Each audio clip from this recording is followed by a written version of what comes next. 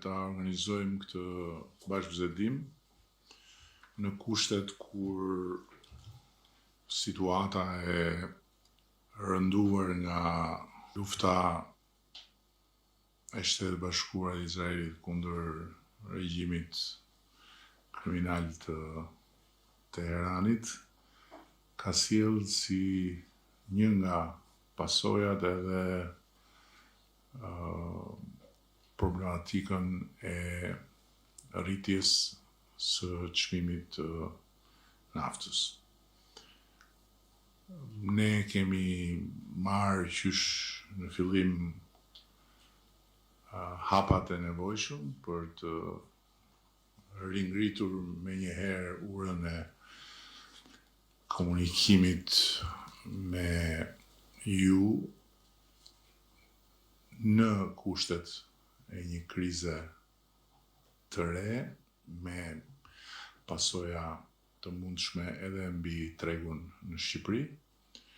duke pasur parasysh praktikat e mëparshme dhe sidomos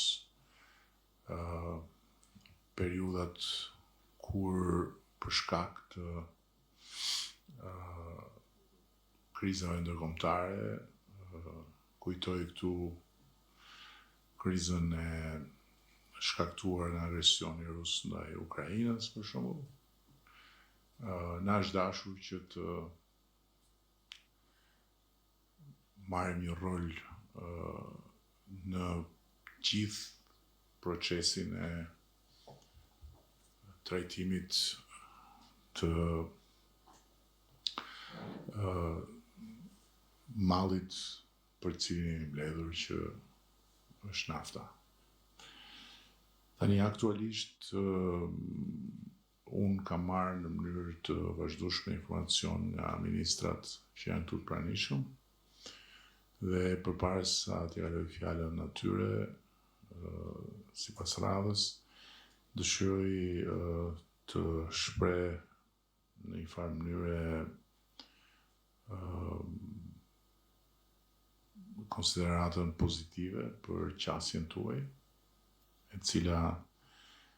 ka qenë në këtë fazë një qasje e përgjegjshme, pasi nëse në tërësi në treg dhe përmes bursave është konstatuar një rritje deri në 40% e çmimit, gjë që shkakton një presion të madh mbi zinxhiret e furnizimit. Në Shqipëri çmimi është rritur, por në mënyrë shumë të moderuar sesa rritja që është parë për shkak të rritjes së çmimit në bursë në disa vende të tjera. Gjithsesi, sfida është e hapur, nuk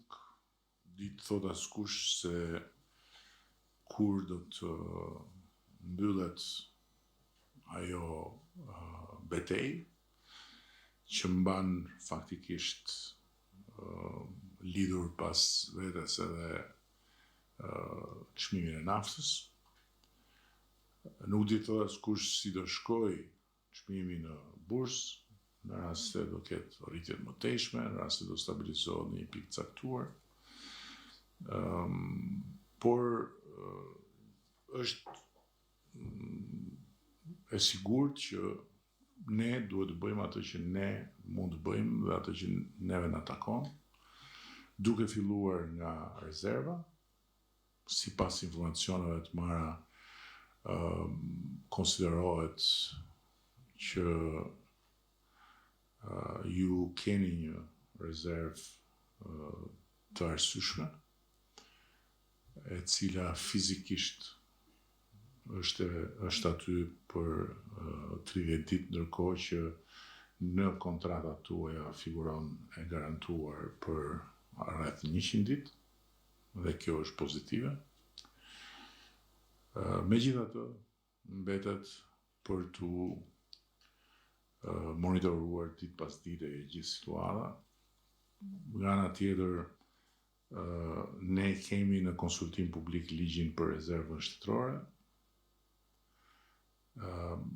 e cila do duhet të shtrihet fizikisht në 100 ditë, në 3 muaj më saktë. Dhe me 2 fjalë dua t'ju them që ne jemi në punë për të finalizuar edhe një nisëm që kemi ndërmarrë për të futur në treg si distributor, garant dhe distributor shumice, një faktor shtetëror. Gjë që ne besojmë do ta bëjmë të lehtë për ju, të gjithë punën, pasi do të garantoj sasirat e nevojshme, duke pasur mbështetjen shtetërore, dhe nga ana tjetër do të lehtësoj të gjitha marrëdhëniet me të tretët, që për ju kalon nëpërmjet brokerave, ndërkohë që ne do të synojmë që të kemi një marrëdhënie drejt për drejt me kompanitë. Kjo është pak a shumë pasqyra e përmbledhur që unë doja të bëja. Dua ta mbyll duke kërkuar që të ruani këtë ekuilibër që keni ruajtur deri tani. Ne nuk kemi parë të arsyeshme, edhe duke u nisur nga komunikimet e mëparshme me ju përmes ministrave, që të hedhim hapin dhe të kalojmë në bord, pasi në fund të ditës, nëse dialogu funksionon siç ka funksionuar deri tani, ne qëllimin nuk e kemi që u shtrëngojmë juve në punën tuaj, qëllimin e kemi që bashkarisht të merremi vesh që kriza në lindjen e mesme nuk mund të projektohet e tëra mbi supet e konsumatorëve. Ky është gjithë qëllimi ynë. Natyrisht kjo do të thotë marzhe më të ulta fitimi për ju, po më mirë marzhe më të ulta se sa bordin në kurriz. Ky është përfundimi në të cilin ne kemi dalë. Në ndërkohë, po e kaloj fjalën ministres së ekonomisë për të bërë një pasqyrë pak më të detajuar, pasur parasysh se ndryshe nga takimet e tjera, këtë takim po e bëjmë edhe për të informuar publikun, dhe këto janë gjëra që përgjithsisht ju i dini, por është mirë që t'i dinë dhe të tjerët, që të kuptojnë që nëse ka një rritje të çmimit, rritja e çmimit është e moderuar krahasimisht me çfarë ndodh në bursë dhe është rezultat i kësaj qasje konstruktive që edhe ju keni pasur deri tani. Ministre, fjala është për ju.